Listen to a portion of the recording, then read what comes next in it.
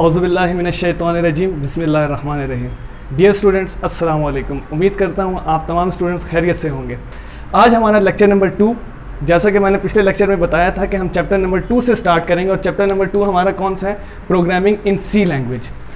सबसे पहले तो बात अगर हम करें, हमें पता है कि कंप्यूटर खुद से कोई काम नहीं कर सकता।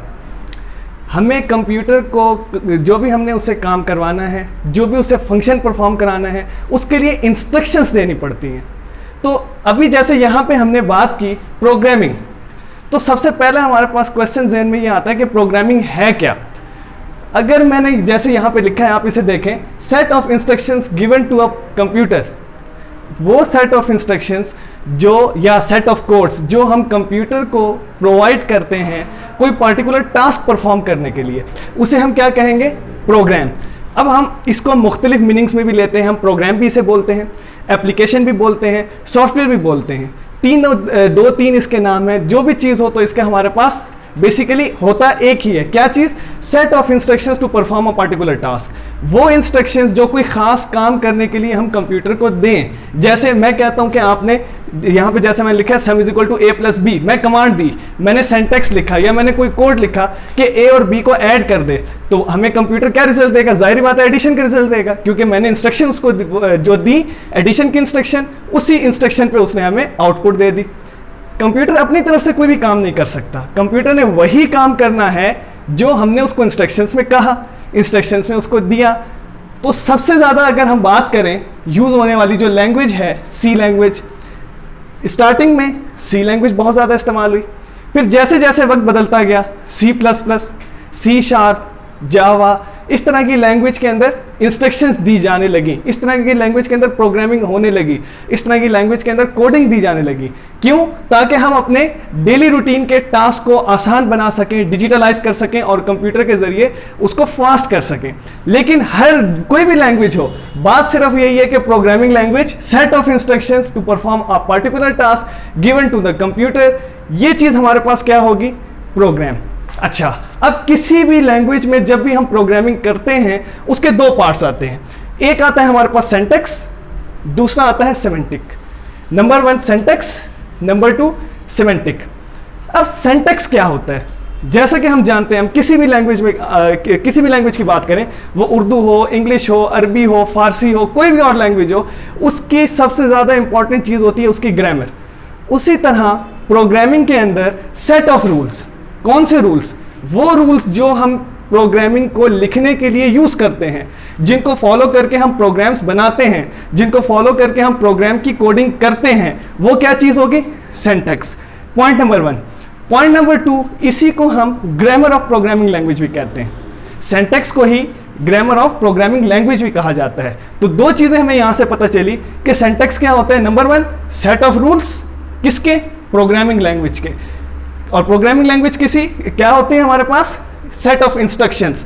तो वो इंस्ट्रक्शंस लिखने के लिए जो रूल्स हमें चाहिए, जिसको फॉलो करके हमने प्रोग्राम बनाने हैं, जिसको फॉलो करके हमने कोडिंग करनी है, उसे क्या कहा जाता है? सिंटैक्स। और नंबर 2 हमारे पास कौन सी, नंबर 2 पॉइंट क्या है हमारे पास? ग्रामर ऑफ प्रोग्रामिंग लैंग्वेज, के वो प्रोग्रामिंग लैंग्वेज की ग्रामर है। अब यहाँ पे आपको समझाने के लिए मैं एक सेंटेंस लिखता हूँ। इंग्लिश में हम बहुत सारी चीजें यूज करते हैं, इंग्लिश का एक सेंटेंस है।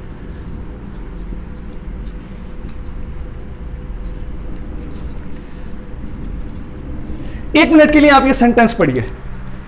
क्या इस सेंटेंस में कोई एरर है? किसी किस्म का कोई मसला? बहुत सारे स्टूडेंट्स कहेंगे इसमें एरर है, लेकिन अगर देखा जाए सेंटेंस की अरेंजमेंट भी बिल्कुल ठीक है और इसके अंदर कोई स्पेलिंग मिस्टेक भी नहीं है। एरर है तो कौन सा एरर है? क्या वो ग्रामर एरर नहीं है?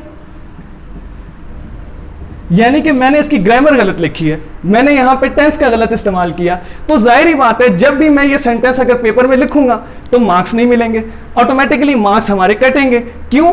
क्योंकि इसकी ग्रामर गलत है। इंग्लिश के अंदर सबसे ज़्यादा चीज़ सबसे इंपॉर्टेंट चीज़ होती ही ग्रामर है।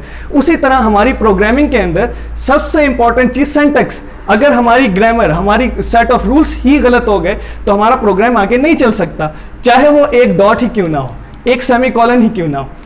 सेकेंड चीज हमारे पास आती है सिमेंटिक। सिमेंटिक क्या होता है?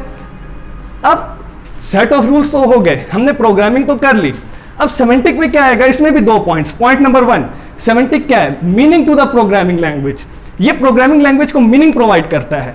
हम कोई भी स्टेटमेंट लिखते हैं उसको हम आसानी से समझ जाएं, ये चीज सेमेंटिक है। दूसरा, ये सीक्वेंस को जाहिर करता है कि हमारा कोड चलेगा कैसे, हमारा कोड एग्जीक्यूट कैसे होगा, हमारी प्रोग्रामिंग होगी कैसे। जैसे यहां पे मैंने ये एग्जांपल दी हुई है, sum is equal to A plus B. अब अगर इसको मैथमेटिकल फॉर्म में हम पढ़ें तो इसको क्या कहेंगे, ए और बी की जो भी वैल्यू है वो सम के इक्वल है, यानी कि left hand side equal to right hand side. लेकिन प्रोग्रामिंग में हम ये बात नहीं करेंगे। यहां पर क्या होगा, सेमेंटिक के अंदर ये हमें सीक्वेंस बता रहा है। इसका सीक्वेंस क्या है, अगर मैं इसे पढ़ूं तो ए और बी को ऐड करके जो भी रिजल्ट आए वो वेरिएबल सम में सेव कर दे। हमारा प्रोग्राम के अगर सीक्वेंस की बात करें जो सेमेंटिक है, सेमेंटिक के जैसे 2 पॉइंट्स, पॉइंट नंबर 1 कि वो मीनिंग प्रोवाइड करता है, पॉइंट नंबर 2 वो हमें सीक्वेंस बताता है। तो इसका सीक्वेंस क्या बना, ए और बी को ऐड करके जो भी हमारे पास रिजल्ट आया वो वेरिएबल सम में सेव कर दे। सीक्वेंस ए और बी पहले ऐड होगा, उसका रिजल्ट उसके बाद सम में सेव होगा। तो यानी हमें यहाँ 2 पॉइंट्स मिल गए कि सबसे पहले ए और बी को ऐड करना है, उसका रिजल्ट वेरिएबल सम में सेव कर देना है। अच्छा, अब मीनिंग की अगर हम बात करें कि ये हमें मीनिंग कैसे देता है, तो इसकी एग्जांपल के लिए मैं आपको एक स्टेटमेंट लिखता हूं, a इज इक्वल टू 1। हमें क्लियर हो गया a की वैल्यू 1 है। अगर इसी से मैं कहता हूं b is equal to minus a, मैंने b की वैल्यू नहीं यहां पे आपको बताई, लेकिन आपको खुद ब खुद इस स्टेटमेंट को पढ़ते ही पता चल जाएगा कि b is equal to minus 1। क्यों? क्योंकि अगर a 1 के इक्वल है और हमने कहा है कि b is equal to minus है, तो ऑटोमेटिकली जाहिर सी बात है b is equal to minus 1 हो गया। कैसे? इस स्टेटमेंट को, इस वाली स्टेटमेंट को पढ़ते ही हमें पता चल गया। तो ये क्या हुआ, यानी इस स्टेटमेंट ने हमें एक मीनिंग प्रोवाइड किया कि a की वैल्यू 1 है और b अगर माइनस a है तो b की वैल्यू हमारे पास क्या आ जाएगी, जाहिर बात है माइनस 1 इसकी वैल्यू आ जाएगी। तो ये हमारे पास आज के टॉपिक के अंदर 2 बड़ी इंपॉर्टेंट चीजें थी। सबसे पहले प्रोग्राम क्या होता है, set of instructions to perform a particular task written in a particular language, किसी खास लैंग्वेज में लिखा जाता है। लैंग्वेज एक नहीं है, बहुत सारी हमारे पास लैंग्वेज है। अभी जैसे मैंने बताया सी प्लस प्लस, जावा। उसके बाद किसी भी हमारे पास प्रोग्राम के इंस्ट्रक्शंस के 2 part, number 1 syntax, number 2 semantic. Syntax क्या था, set of rules, point number 1। Point number 2 grammar of programming language.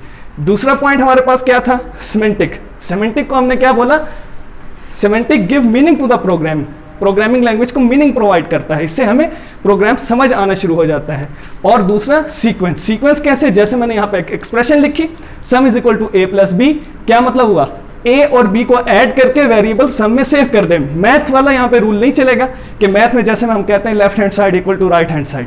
Programming में सीक्वेंस, ए और बी को ऐड किया, उसका रिजल्ट वेरिएबल सम में सेव कर दिया। और दूसरा मीनिंग कैसे प्रोवाइड किया, जैसे यहां पे मैंने बताया a is equal to 1, a की वैल्यू 1 हो गई, b is equal to minus A.